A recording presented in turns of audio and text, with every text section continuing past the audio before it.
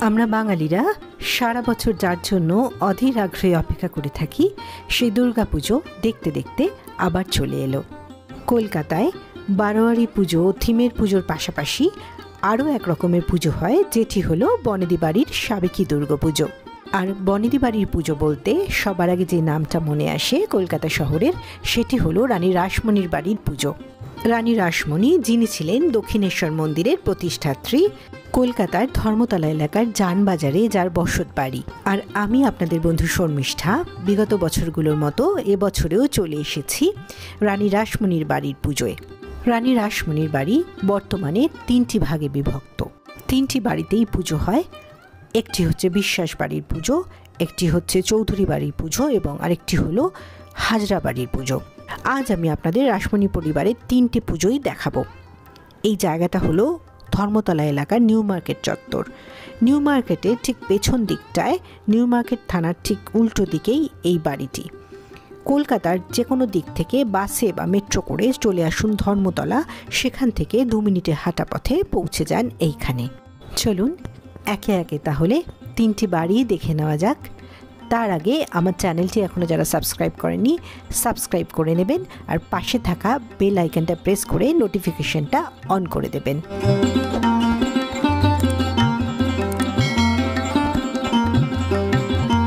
প্রথমেই আমি যেই বাড়িটিতে প্রবেশ করছি সেই বাড়িটির ঠিকানা হলো 13 নম্বর রানী রাসমণি রোড। এই বাড়ির পুজো হাজরা বাড়ির পুজো নামে পরিচিত। রানীমার প্রিয় জামাই মথুরমোহন বিশ্বাস এবং জগদম্বা দেবীর পৌত্র ব্রজকপাল বিশ্বাসের কন্যা শ্রীমতী লাবণ্যলতার বিয়ে হয় বিজয়কৃষ্ণ হাজরার সাথে। সেই হাজরা পরিবারের বংশধরেরাই এই পুজো করে আসছেন, তাই এই বাড়ির পুজো হাজরা বাড়ির পুজো নামে পরিচিত। 1794 সালে এই পুজোটি শুরু করেছিলেন রানীমার শ্বশুর, জমিদার এবং ব্যবসায়ী কৈবর্ত সম্প্রদায়ভুক্ত প্রীতিরাম মার মহাশয়। পরবর্তীকালে 1836 সালে প্রীতরামের মৃত্যুর পর জমিদারি এবং পুজোর সব দায়িত্ব নেন তার পুত্র রাজচন্দ্র দাস। বাবু রাজচন্দ্র দাসের সাথে মাত্র 11 বছর বয়সে বিয়ে হয়েছিল রানীমার। স্বামীর মৃত্যুর পর 1837 সাল থেকে এই পুজো করেন রানী রাসমণি। সেই থেকে এই পুজো রানী রাসমণির বাড়ির পুজো নামেই প্রতিষ্ঠা পেয়ে এসেছে। এত বছর কেটে গেলেও এখনও সেই পুরনো ঐতিহ্য এবং রীতিনীতি মেনেই এই বাড়িতে দুর্গাপুজো হয়ে থাকে। শোনা যায় রাজা রামমোহন রায়, পণ্ডিত ঈশ্বরচন্দ্র বিদ্যাসাগর এই পুজোতে এসেছিলেন। এছাড়াও দুর্গাপুজোর সময় একবার এই বাড়িতে রামকৃষ্ণদেব এসেছিলেন মহিলার বেশে। তাকে দেখে কেউ চিনতেই পারেননি বলে জানা যায়। সন্ধ্যারতির সময় সখী বেশে দুর্গা প্রতিমাকে চামড় দিয়ে বাতাস করছিলেন স্বয়ং রামকৃষ্ণদেব। শোনা যায় পুজোর দালানে মথুরবাবু দেখছিলেন তার স্ত্রী জগদম্বা দেবীর পাশে একজন স্ত্রীলোক মাতৃ প্রতিমাকে চামড় দিয়ে বাতাস করছেন। তিনি চিনতে না পারলেও ভেবেছিলেন হয়তো নিমন্ত্রিত কোনো অতিথি স্ত্রী। পরে যখন তার স্ত্রীকে এই বিষয়ে জিজ্ঞাসা করেছিলেন, জগদম্বা দেবী বলেছিলেন যে তার পাশে চামড় হাতে ভাবাবস্থায় ছিলেন স্বয়ং শ্রী রামকৃষ্ণদেব। এই বাড়িটি ছিল সেই সময় রানীমার কাছারি বাড়ি। এই বাড়ি থেকেই রানীমা তার জমিদারি দেখাশোনা করতেন। রানী রাসমণির বাড়িটি এমনই একটি ঐতিহাসিক স্থান যা ফেলে আসা সময়কে আজও বহন করে চলেছে। চারিদিকে চক মিলানো বাড়ির মাঝখানে বিশাল একটা উঠোন আর একদিকে ঠাকুর দালান। খড়খড়ি দেওয়া জানলা জানান দিচ্ছে বাড়িটির প্রাচীনত্ব। চলুন এবার ঠাকুর দালানটি দেখে নেওয়া যাক। আমরা প্রবেশ করছি ঠাকুর দালানে, যেখানে মায়ের পুজো হয়। দেখে নেব এবার রানী রাসমণির বাড়ির দুর্গা প্রতিমাকে। সুন্দর ডাকের সাজে সজ্জিতা মা। আর এখানে মায়ের বৈশিষ্ট্য হলো মায়ের মুখ এখানে হয় তপ্ত কাঞ্চন বর্ণ। অপূর্ব সুন্দর মাতৃ প্রতিমা আমরা দেখতে পাচ্ছি। দেখে চোখ জুড়িয়ে যাওয়ার মতোই এই বাড়ির প্রতিমা। একটু লক্ষ্য করলে দেখবেন এখানে সিংহের মুখ কিন্তু ঘটকের মুখ। শোনা যায় সেই সময় কুমোরেরা সিংহের মুখ না দেখাতে ঘোড়ার মুখই বানিয়েছিল।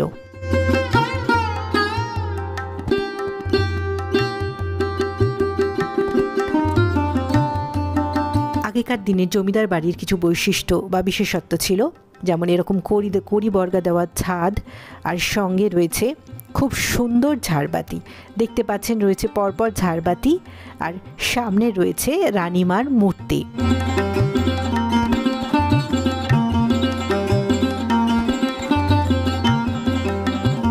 এখানে যে রানীমার মূর্তিটি স্থাপিত রয়েছে, সেই মূর্তিটি দেখলে মনে হবে রানীমা স্বয়ং বসে এখানে দুর্গাপূজার দেখাশোনা করছেন। ঠিক যখন তিনি জীবিত ছিলেন, যেভাবে নিজের বাড়ির পূজা দেখাশোনা করতেন, ঠিক সেভাবেই যেন তিনি এখনও বাড়ির পুজো দেখাশোনা করছেন। বাড়িটিতে শেষ মুহূর্তের পূজার প্রস্তুতি চলছে। সাজানো গোছানো হচ্ছে সম্পূর্ণ ঠাকুর দালানটিকে। পুজোর কটা দিন কিন্তু সকলের জন্য এই বাড়িটি উন্মুক্ত করে দেওয়া হয়। আপনারা চাইলে পুজোর মধ্যে যে কোনো দিন এসে দর্শন করতে পারেন এই বাড়িটি এবং এত সুন্দর একটি মাতৃ প্রতিমাকে। চলুন এবার দেখে নেওয়া যাক পরের বাড়িটি, অর্থাৎ রানীমার পরিবারের দ্বিতীয় পুজোটি। যেই বাড়িটি এতক্ষণ দেখালাম, অর্থাৎ হাজরা বাড়ির যে পুজোটি দেখালাম, তার গায়েই এই বাড়িটি রয়েছে, রাস্তার একই দিকে এই বাড়িটির ঠিকানা হলো 18/3 SN ব্যানার্জি রোড। এই বাড়িটির পুজোটি হলো রানীমার মেজো মেয়ে কুমারীর বাড়ির পুজো। রানীমার মেজো মেয়ে কুমারীর বিয়ে হয়েছিল প্যারীমোহন চৌধুরীর সাথে।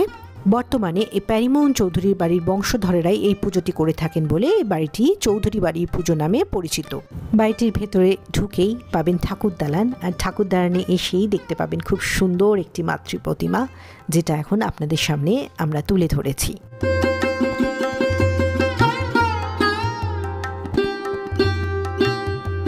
বাড়িটা চট করে আমরা একটু দেখে নেব।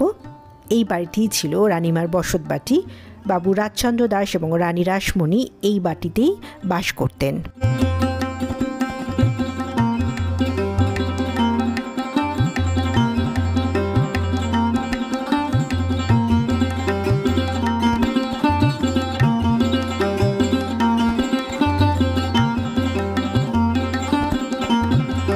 রানী রাসমণির দ্বিতীয় বাড়ির পুজোটি দেখে এবার আমরা চলে যাব তৃতীয় বাড়িটিতে। এই বাড়িটি রাস্তার অপর প্রান্তে। এই বাড়ির অ্যাড্রেস হলো 18 রানী রাসমণি রোড। প্রবেশ করব এই বাড়িটিতে। এই বাড়িটি ছিল রানীমার প্রিয় জামাই মথুর মোহন বিশ্বাসের তৈরি করা বাড়ি। বর্তমানে এই পুজোটি মথুর মোহন বিশ্বাসের বংশধরেরা করে থাকেন। করুণাময়ী দেবীর বিয়ে হয় মথুর মোহন বিশ্বাসের সাথে। পরে করুণাময়ী দেবীর মৃত্যুর পর মথুর মোহন বিশ্বাসের বিয়ে হয় রানীমার অপর কন্যা জগদম্বা দেবীর সাথে। বর্তমানে এদেরই বংশধরেরা এই পুজোটি করে থাকেন বলে বিশ্বাস বাড়ির পুজো নামে পরিচিত। আমরা ভেতরে প্রবেশ করেছি। এই বাড়ির ভেতরে প্রবেশ করলেও দেখতে পাবেন সুন্দর একটা ঠাকুর দালান, মাঝখানে রয়েছে ছোট্ট একটা উঠোন, চারিদিকে ঘোরানো বাড়ির মাঝখানে উঠোন, আর সামনে হলো ঠাকুর দালান। ঠাকুর দালানে রয়েছে প্রতিমা। চট করে এই বাড়িটিও আমরা একটু দেখে নেব।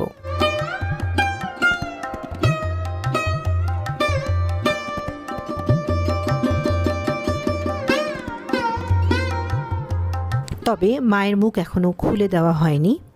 এই তিনটি বাড়ির যে প্রতিমা, সেই প্রতিমাগুলি কিন্তু এই বাড়িগুলোতেই তৈরি হয়।